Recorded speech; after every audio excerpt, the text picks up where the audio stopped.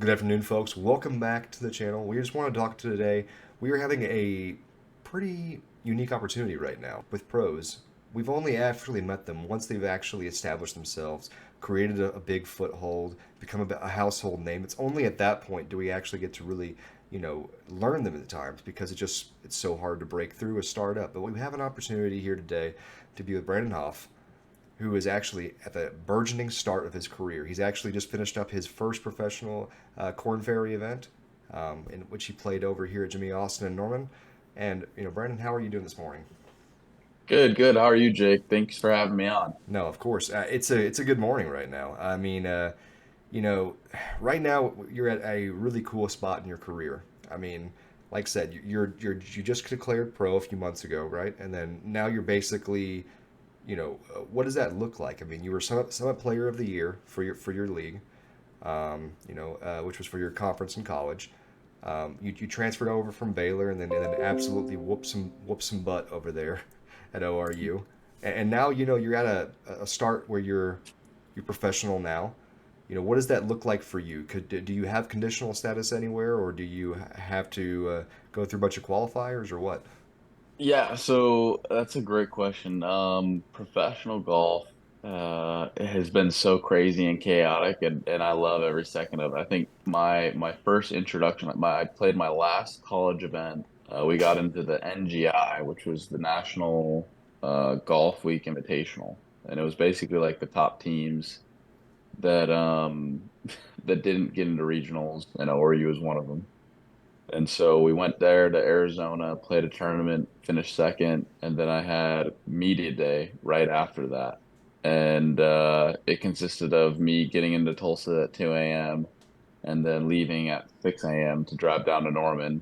And then I declared like professional that day with about 4 hours of sleep and lots and lots of coffee. And I'm like, all right, well, this is professional golf.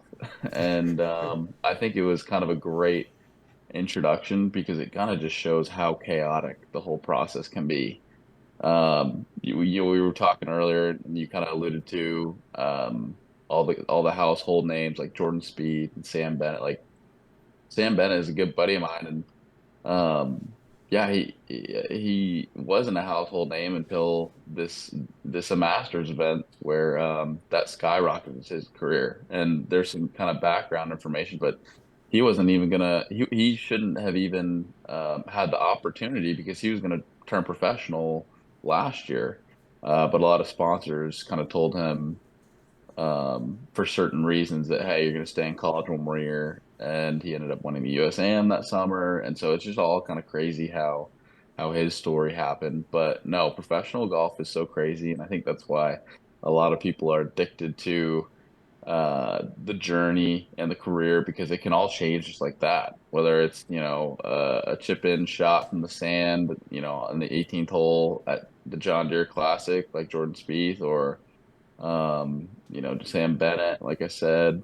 So it's all the path is there's not one path, and I think that's what I'm learning right now. But I got a little taste of it down in Norman, Oklahoma, playing the Corn Ferry event, and I love it. I so love it, and it just kind of solidifies that like I belong there, and I know what I'm doing, which is a great feeling.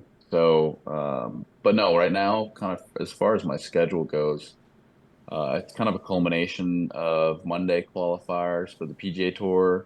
I think I'm going to go do the Barracuda Monday, and Ooh, then nice. some Corn Ferry Monday qualifiers, and some APT stuff, and then kind of just gearing up for Q school basically in September. So that's kind of like a short answer to my schedule as far as what's up and coming, but everything can change just like that, kind of like it did for some of these household names. So yeah, I'm just enjoying every second of it and embracing the chaos right now because that's what a lot of professional golf is. I think you're absolutely right in that, because it is the strangest thing ever. It's not a sport where you actually get signed on and then all of a sudden hey, I'm no longer at this level. I'm at this level now, even if I don't have the right skill level. It's literally a moment can happen and it can change it all for you, even if Yeah. yada yada. I mean, you could have a Michael Block moment. You never know what's going to happen with that. There's so many of these guys that just the right thing happens and then they're no longer fighting for Monday qualifiers or trying to figure out their Hmm. status or trying to figure out what they can fund for the next rest of the year. So, Yeah, do you think situations because you actually went in and did graduate work at ORU, is that correct? I did. Yeah. I So, did. did stuff like NIL rights or the ability to do NIL rights come into conversation for yourself about delaying the jump to pro? In most sports, I think golf is tricky because it's not like a football or a basketball where there's a ton of money being thrown. I think, for the top, 5, 10 ranked PGA Tour U guys, there is some kind of value Okay. to stay back in college one more year.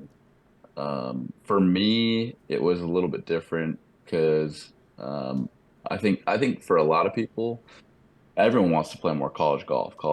Golf is fantastic. So getting the opportunity to have a fifth year of eligibility was a blessing for me. And at Baylor, I knew that I had what it took to play at the professional level and at the high level, but there was still a degree of maturity that I had to accomplish. And I feel like I really, really did that at Oregon. I think that's part of the reason why I dominated this year. Um, so I think just having that extra year under my belt, that another year of knowledge and wisdom was good for me to kind of transition into professional golf. And yes, I did get some NIL deals, but it's for me, there was more value in playing and competing and learning and growing my knowledge of the game to kind of get me to that next level.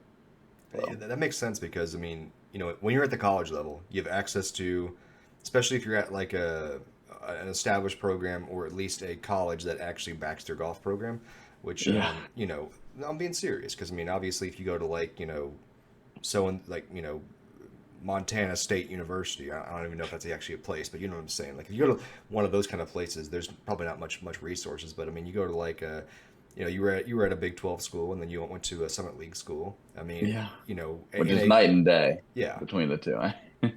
but you still had like resources available. You had trainer access. You had probably had physio access.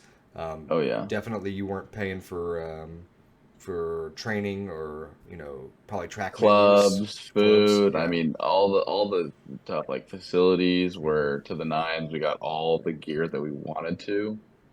Um, just both like clothing and golf gear, whatever it was. Coach McGraw was so awesome in the sense because even at some of those Power Five schools, they get a little stingy, but he's like, no, whatever you need to get better, go ahead and do it. As long as it's legal, go ahead. Let's, rock and roll. So, that's cool. yeah, I think just everything's bigger and better at Power Five as far as facilities go and how you're treated, and they show you the shiny objects. But I guess I will point out after being 4 years in college, like it was refreshing to go into the transfer portal because I knew like what I was looking for when I was a junior, like sophomore, junior in high school. I didn't know what I was looking for. And so it was good. And it was crazy just the difference in perspective that I had when looking for colleges.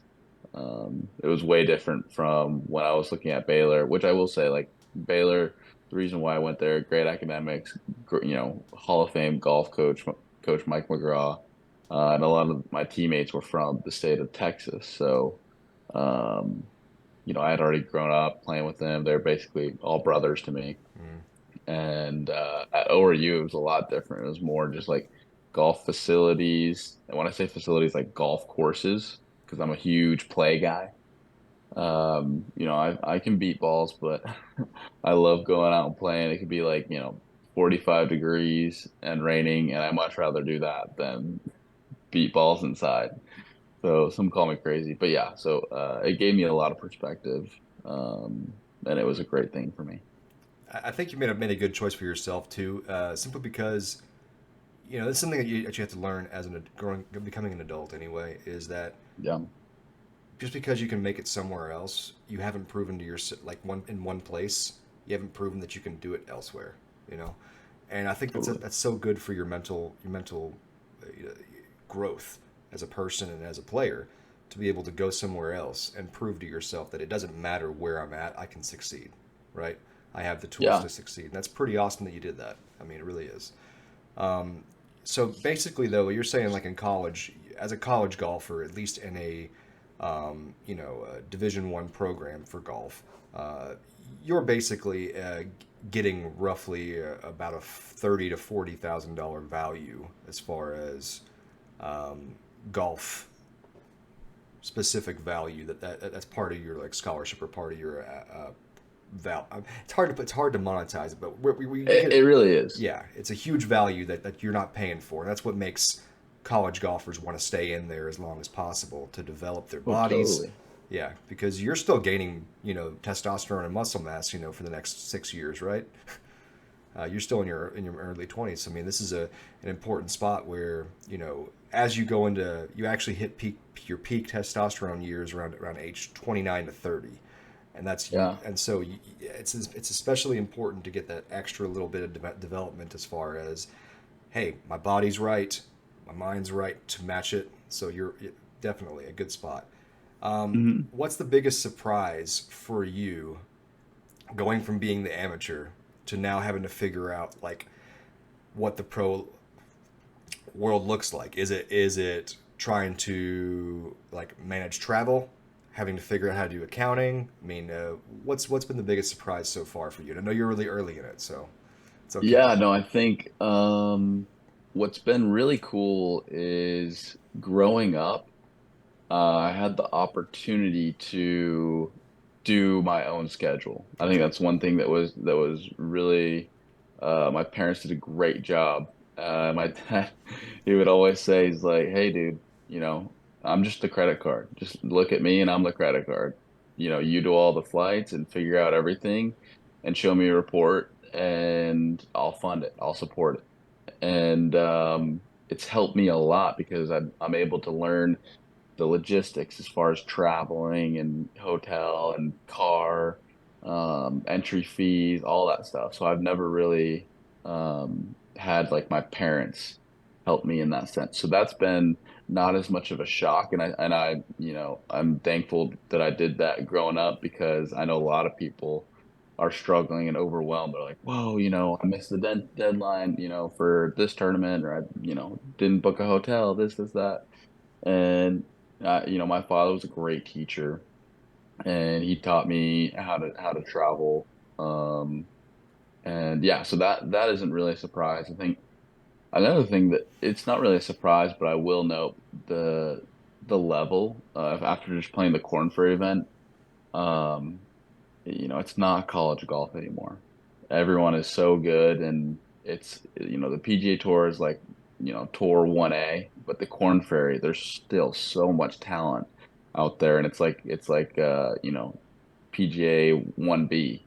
I mean, there's so many high caliber players, so many guys who are just playing out of their mind that would compete week in, week out on the PGA Tour. And unfortunately, only I don't know what the number, like 30 guys will end up doing that. But yeah, the number is way higher because I mean, you see the scores to the Corn Ferry event; they're so low all the time. So I Yeah. think I'm not surprised by the talent. But that being said, I think it was a shock to me as far as how I need to shift my mindset and the preparation that goes into it too, because in college we're a student but also we're an athlete. um and I know at some places you're just you're just an athlete. That's it, like someone else is doing your homework for you. But at Baylor, really, Coach McGraw understood the value of academics and getting a degree, and so it was a perfect balance there. And same with ORU, and now to have the ability to where, this is what I'm doing. Golf is my job. This is, I tee it up at 9 a.m. and that's called work. I think embracing that and also understanding like, hey, you better lock in because you don't this is what you're trying to do to pay the bills um and I wouldn't have it any other way. I don't take it as any stress or pressure. I embrace it. But I think it was just kind of a big shock to me and like, okay, like you're not in college anymore. Like you're playing for a check and the prep needs to look a little bit more professional. The way you treat yourself and your body needs to be more professional. And the confidence that you bring and have of yourself needs to be more professional-esque. And so that's been kind of one of the biggest, I wouldn't say surprises because I kind of knew, but one of the things that really stood out Yeah, to me. it's one of those until you walk through that door, you really haven't walked through the door. Like you know the door's there, but until you walk through it, you haven't actually walked through it.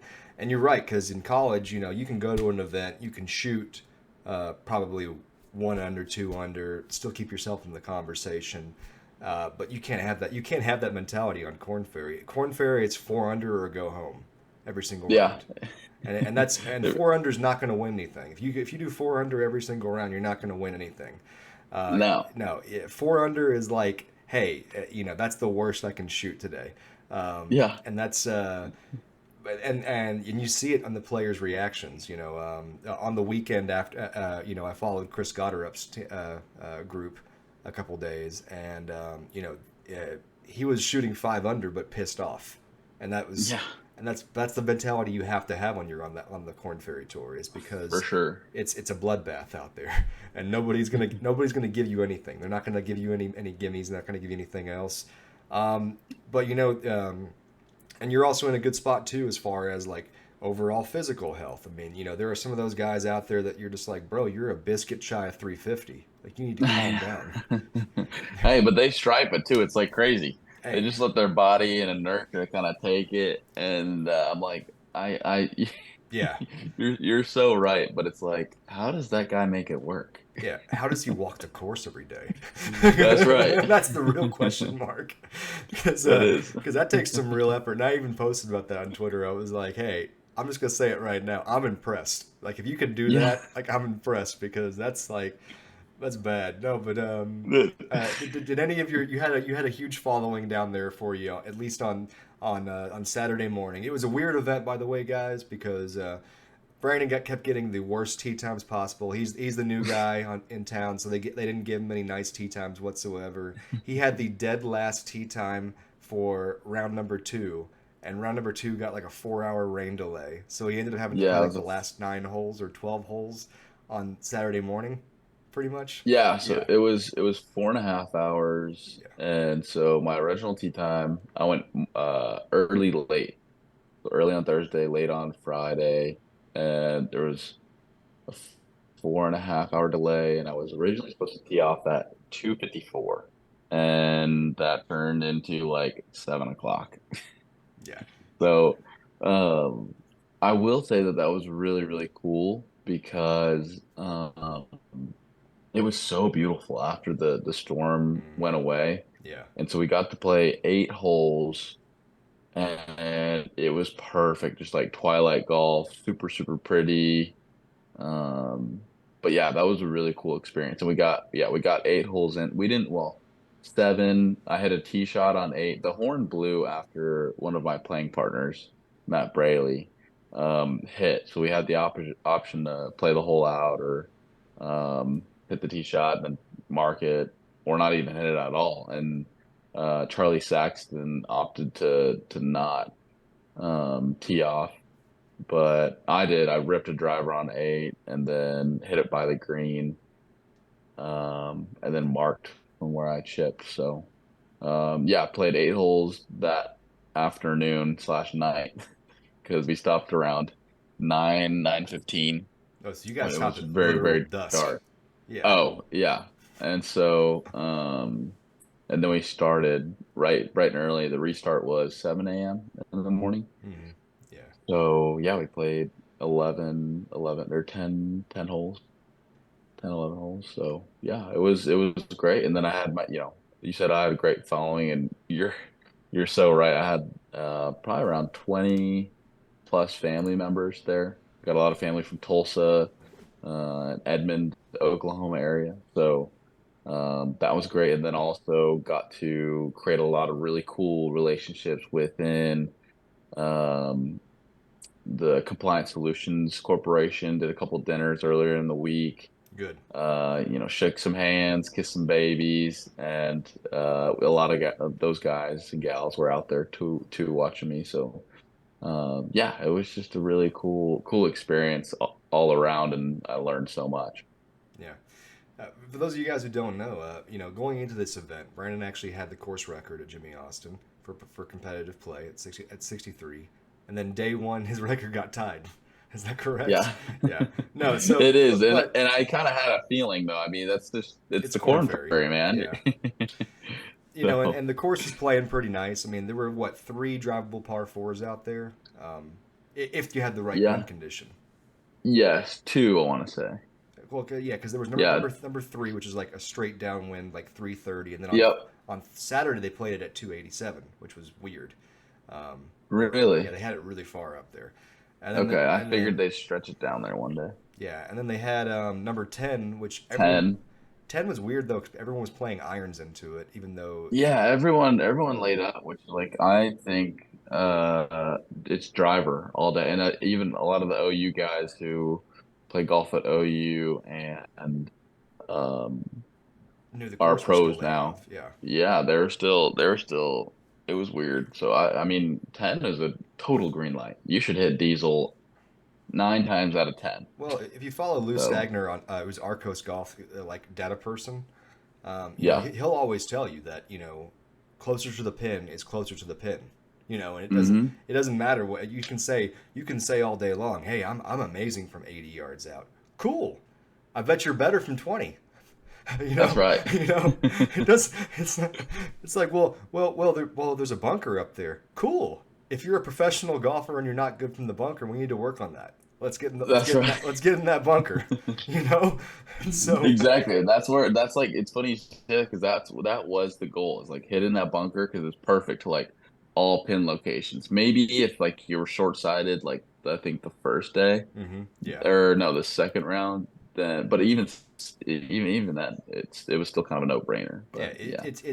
it's closer to the pin, and I actually had that problem yesterday in our men's league scramble. We were playing yesterday, and one of the guys on my team, we had like an 80-yard back shot, and then we had my shot, which was 10 yards short of the green in a bunker, and I go, dude, it's 70 yards. He goes, but it's in a bunker. I don't want to be in a bunker. I go, shut up. We're taking this shot. It's 70 yards. You That's know, right. it's a lot easier for us to script from 70 yards back than it is from 10 yards in front of the green. Yeah, exactly. But so going forward, I mean, have you and your family kind of mapped out like kind of a budget plan for what the next few years look like? Do you have kind of an idea of like, hey, we have 'cause one of the things that happened is my friend Colton Crawford several years ago, he went pro. I had two friends from back in my junior years that went pro. One was Greg Yates, who played at A&M. He's still actually playing professional. He plays on the APT tour pretty much and does Monday qualifiers here or there. Okay. He lost his Corn Ferry status and has been fighting for it ever since. And then Yeah. I have my other friend Colton Crawford, who played for Arkansas, but then went pro, ended up on the APT tour, and then did some Mackenzie tour for a while, but then eventually had to make that call that hey, we're good, we're pro level, we belong out here, but Yeah. we're not progressing. So have your Yeah. family kind of mapped out like what that looks like for you? Yeah, I think it's very important to map it out because like you said, you don't want to be, or at least I don't want to be the guy who's like 35 chasing APT tours and Mondays. Like that's just not realistic. But I have planned out with my family, budgeting what kind of a summer schedule looks like. And I've had a great amount of resources because a lot of my teammates at Baylor have gone pro and they'll be able to tell you, hey, it's X, Y, and Z for a schedule for roughly, 20 events a year. and this and that, and this is what it costs on the PJ Tour Canada, and this is what it's like on Latin, this is what it's like on Corn Ferry. And so I've had a lot of great resources to give me a better idea of it, but I mean, I'm just walking and doing it right now. So, and I'm learning kind of what the budget will end up what the budget will eventually look like. So, I think that being said, though, a huge resource that I actually have a call with him later today is Charlie Saxton. He's been through it all. He won a national championship at OU. Has been playing professional golf for 9 years now, and had status. I think he had full status on the Corn Ferry Tour right before COVID, If I'm and correct, then you kind played of with got. him the first two rounds at the Corn Ferry event, didn't you? I did, yeah. So I got to talk to him, and he's been out there for 9 years. There's a lot for me to learn, and he comes from a great family, um, and he did a great job with creating sponsors and relationship with sponsors to pay for a lot of his golf throughout the years. So I'm gonna call him and set that up and kind of understand again. Like it just goes back to there's so much for me to learn. Like there's I just stepped foot through the door from college golf to professional golf, and there's so much for me to learn, and it'd be foolish of me to kind of think that I know everything and I just kind of figure it out myself, because there are some tips and tricks, I feel like that definitely will help you save probably thousands of dollars, whether it's travel or in sponsorships or like the time is now, and I'll put my pride away any day of the week to ask all these professionals who've made it or have been through the ringer, and are like, "Hey, man, this is what you do. Here's the do's and the don'ts." So, and Charlie Saxon's not the only resource that I'm using. So I've definitely set up a lot of other conversations with other professionals who have made it and who haven't made it. Um, so then they take me through like the whole budget and Excel sheet, and I'm a huge like I'm a Excel snob. I do all my stuff Good, for good. scheduling on Excel and like budget on Excel. So yeah, it's getting real, and I'm about to have conversations with some big time sponsors to support the dream. So, but if you know any out there, Please, yeah, just send them. absolutely. If you're involved in anything with golf related or whatnot, like I said, Brandon's on the early part of his journey, so feel free to reach out to him, and we'll be able to put some contact information in the links below to be able to have a conversation with him. Because ultimately, at the end of the day, golf is it takes a community. It may seem like it's a lone wolf out there by himself, but it takes a community. And by the way, it would be a good time to reach out to Charlie. Charlie right now is Yes, one shot back of the lead at the APT tour in Illinois, and he shot 9 under yesterday. So, I know. He had a great round, dude, so that's a it's good crazy. It's golf though. yeah, It's that's like if golf. he had that, if he was playing like that a week earlier, Yeah, he would yeah, have made a check that was like 10 times what he'll make this week. yeah. It's Uh, just golf's a fickle game, but I love it. We all love it. hey, but he's playing in an event right now that Tony Romo's out there. I mean, yeah. He So is. yeah, he didn't make the cut, but he went out there and played as an amateur. Yeah, Yeah, yeah. I don't. It's Tony Romo. Whatever he wants to do. I mean, I'll be. that's right. I'm surprised though that he wanted to play like an all age tournament.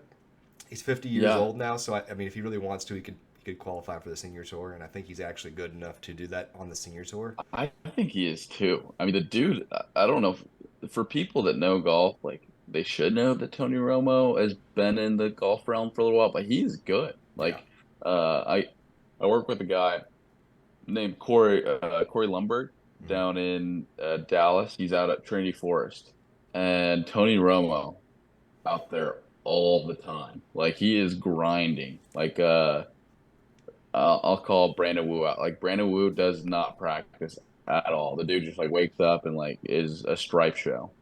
But Tony Romo is a grinder. We would always see him, whether it's like 30 degrees, wintertime, no one's out there. I'm the only crazy son of a gun out there, and he's out there with me. And he's just always grinding. He loves, loves, loves, loves, loves golf.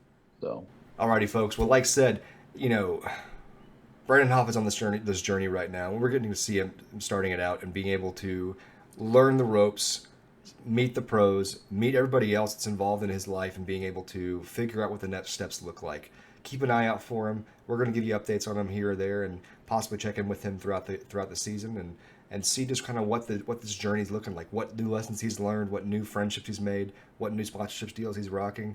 Because ultimately, the journey is not it's not cut and dry and simple. It's an experience, and it's definitely unique in golf. I feel, is that correct? oh, you hit the nail right on the head, Jake. I wish it was easy, but if it was easy, everyone would be doing it. Yeah. So it is chaotic, it is stressful, and you gotta embrace all the chaos, all the stress. So Yeah. So, like I said, folks, keep checking in with us. We'll keep you updated on him and us as well. We'll have information about how to contact him down below in the description. Have a wonderful day, guys.